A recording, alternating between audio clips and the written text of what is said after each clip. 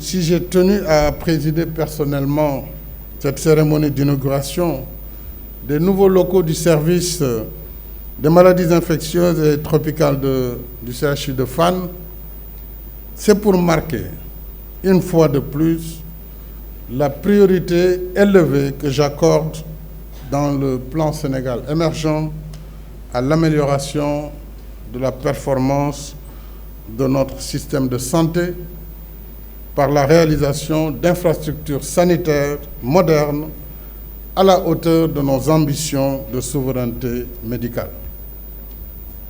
Je me rappelle, il y a quelques années,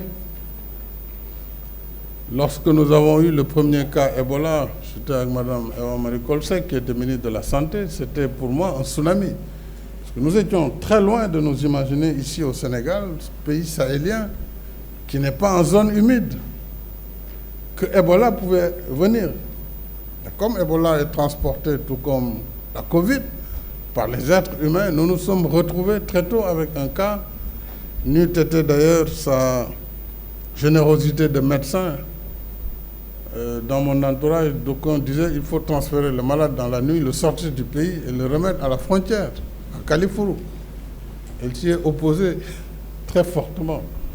Mais c'était dû à la panique. Ce n'était pas de la méchanceté pour les collaborateurs, mais ils se disaient que c'est la fin du monde pour nous. Et je me rappelle avec quel courage le Centre des maladies infectieuses de Fann s'est occupé de ce cas.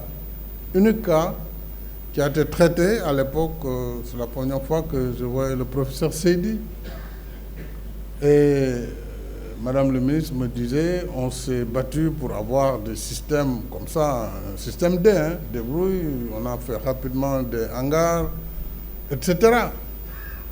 Et lorsque cette année, nous avons eu les premiers cas Covid, j'ai vu également certaines organisations internationales qui voulaient soustraire leurs agents de l'hospitalisation dans nos établissements publics de santé. Je savais que leurs craintes étaient fondées, ce n'était pas inhumain. Donc il fallait un cadre.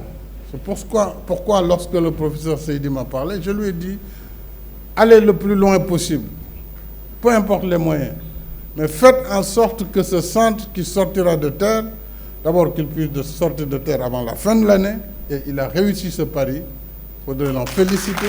Mais surtout, faites un centre ultramoderne qui réponde aux meilleurs standards internationaux. Cela aussi a été le cas. Alors c'est pourquoi je voudrais le féliciter l'ensemble des acteurs